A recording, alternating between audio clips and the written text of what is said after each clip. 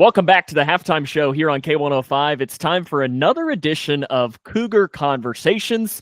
Tonight, we are joined by another Grayson County High School alum. Patty Dunaway joins us. Thanks for taking the time here to join us this week. Thank you, Sam. I'm honored to be here. I appreciate it. Now, what year was it that you were at Grayson County? When was that period of time, and when did you graduate? Okay, so started off Caneyville Elementary, and then all the way through, graduated in 1990.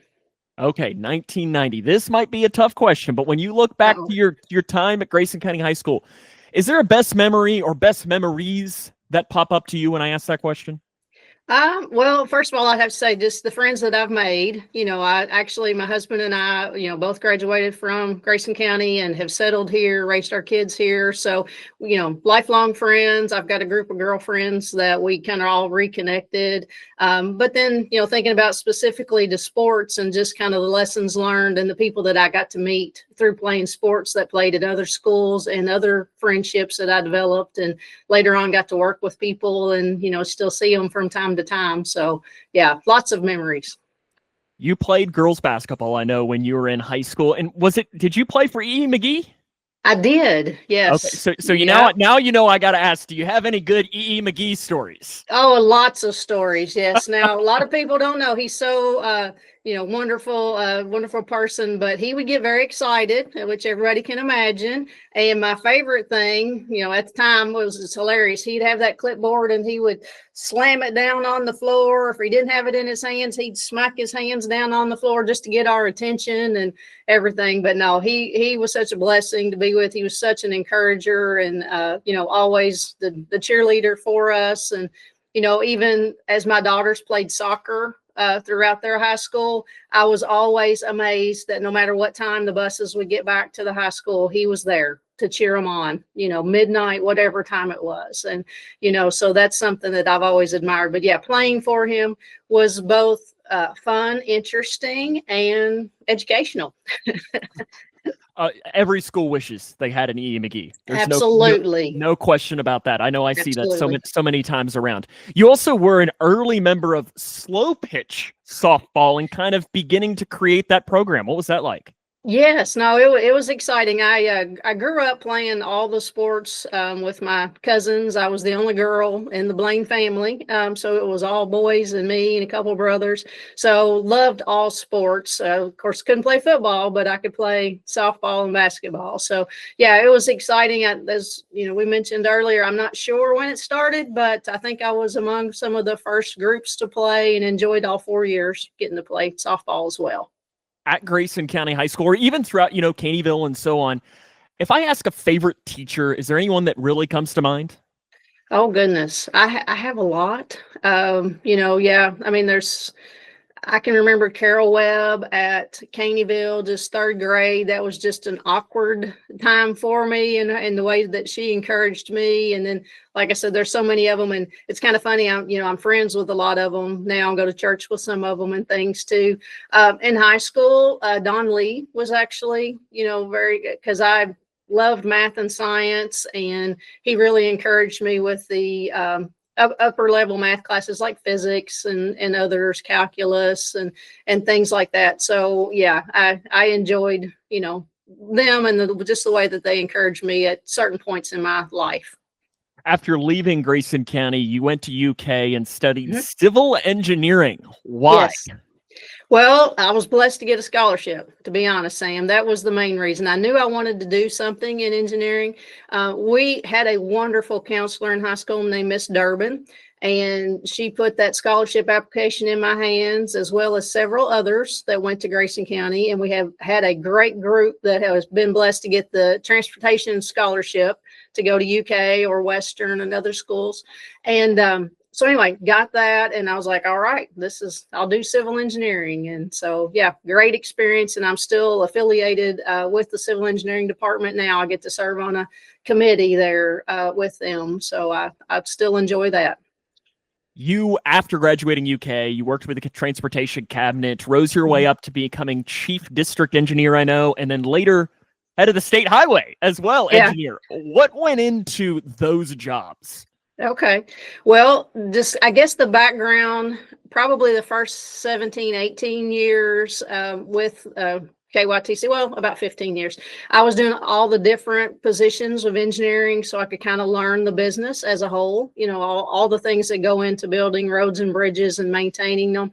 Like I said, got to be the chief district engineer for 10 years out of Elizabethtown, had 11 counties that we covered. Of course, Grayson County was always my favorite, but yeah, it was great experience, great group of people, and then almost kind of made it a family business.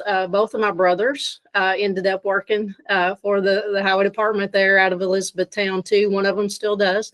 And then the last 2 years with the change in administration, I just got the opportunity of a lifetime, really. I mean, that's kind of within the highway department. That's a great honor to be state highway engineer. And so all the people that I had worked with across the state, I got to, work with them more closely and travel all the way from Paducah to Pikeville and just help them, with the roads and bridges across Kentucky. So that was a great honor to be able to do that.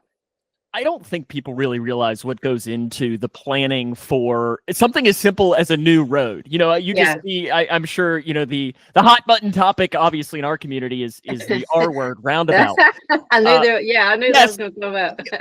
but I think that, you all obviously have the statistics and so on going in, and I'm not going to make you go on the record about roundabouts right now but what goes into the process of something like that, whether it's looking for a new roundabout or thinking, hey, maybe we need to expand the bypass in Grayson County, right, or just any new road or paving? How does that go in? Okay. Well, thankfully I got to be a part of the bypass when it was originally designed. So yes, absolutely. Planning. Most people don't realize it's a minimum of 10 years before a project ever starts. And that's bare minimum that, you go and you talk to the local officials and you have public meetings and you get input and you try to figure out what would be the best place, what alignment. You have a lot of environmental issues and property owner issues, utilities, lots of things you have to look at. And then you make that decision, what's best, hopefully for the community, for the people, because that's why you do it. That's what those roads and bridges and everything are for, get people from point A to point B safely.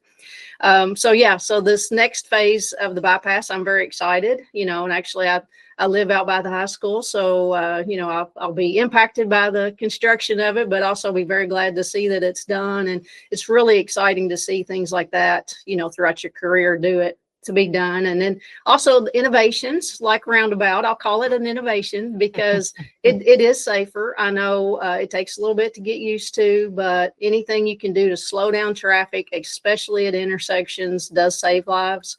And so I'm excited when everybody gets used to them here, just like they have in E-Town and all the other places. So I think everybody will come to appreciate them. And like I said, I'm excited for all the projects to get done. My hottest take, and I might anger some people by saying this, is I'm extremely pro roundabout. I would put them everywhere. I love it. But I also the neighborhood I grew up in Northern Kentucky had a roundabout at the top of my street. So for me, a roundabout is as natural as some people pulling out of their driveway, just because I drove through it multiple times every single day. But I just love the reaction from roundabouts. One thing too, if you don't mind saying, I wanted to point out that the construction of the roundabout here on the bypass in 62, that was done by the local highway department staff. So even though I've been retired from there and working, kind of alongside KYTC over the last 8 years, I'm always proud of the guys within the highway department, guys and girls who, they did that. They went out and constructed it. It wasn't, a construction crew. Now they had help with laying of the asphalt and things like that, but it was the people that worked for the highway department that built that. So that's a proud thing for them too. Absolutely, 100%. After retiring, I know you went and you are now working for Michael Baker International. Is that correct? I think I even see your shirt might even say it as well. What's that? Okay, so I got introduced to Michael Baker International while the last few years I was with the highway department with the downtown Louisville bridges. So Michael Baker is known for a lot of the major river crossing bridges, and that's how they came into Kentucky. They've been here for about 20 years. So I got to be, kind of work alongside them, especially when I was in Frankfurt those last couple years, and got to know them. So got to know some of their executives and things like that. And then they called me up after I had retired and asked if I wanted to come to work for them. And I said, well, that's very kind of you, but I am not a bridge engineer. I have I did design a couple bridges, but nothing, no river crossings. And they said, no, they wanted me to help them expand and grow into other practices here in Kentucky. So that's what I've been able to do, meeting a whole new group of people. Our office is based out of Louisville, but I also help with all of Indiana and West Virginia and the offices that they have there. And then Michael Baker's got 90 plus offices across the country.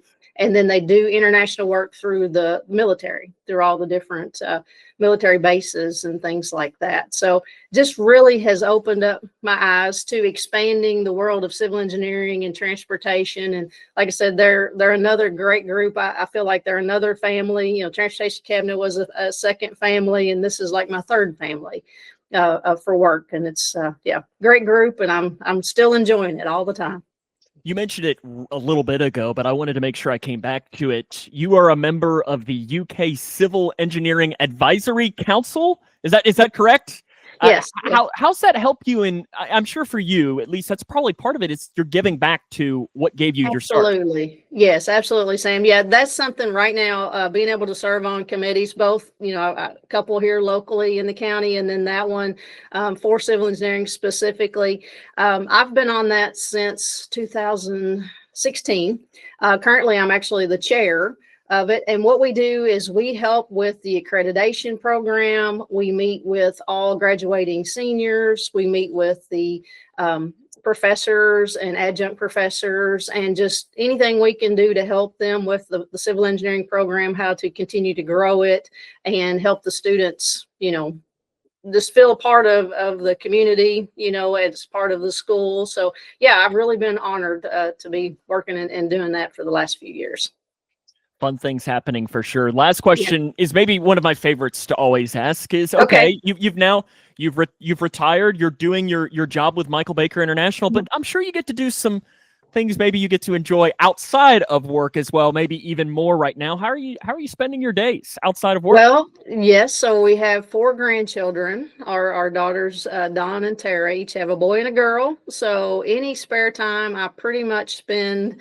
Tara and her family live in Bowling Green, and Dawn and her family live in Louisville. So we're smack dab in the middle. So if I've got a free moment, I'm usually headed in one of those directions to try to do something with them. And one other thing I wanted to share that I was looking forward to, talking about giving back, with Michael Baker, they do the Bridges to Prosperity program. And so I actually get to head up a team of 10 people in February, into February, first part of March. And we'll be going to Rwanda, Africa, to help build a pedestrian bridge. Michael Baker's done this for about 10 years now in various countries. That's kind of, as far as career-wise, that's my next exciting thing. But every day, anytime I can spend time with family and friends, I love it. Rwanda. Have you been to Rwanda before? No, absolutely have not. Have not been to the continent of Africa. So that'll be new for me. Yeah. Done some mission trips with church, and so I have an idea, of some of the things, of physical labor and everything. But like I said, Michael Baker's done it for years. So I've got, the ears of several that's done it before me. And yeah, very exciting. That'll be a lot of fun. Appreciate you taking the time here to join us. Yes. Thank you, Sam. Again, I appreciate you all thinking of me. Absolutely. This has been another edition of our Cougar Conversations. Remember, the full version will be on our YouTube channel coming up on this weekend. So for now, we'll take a break and have more in the halftime show coming up after this.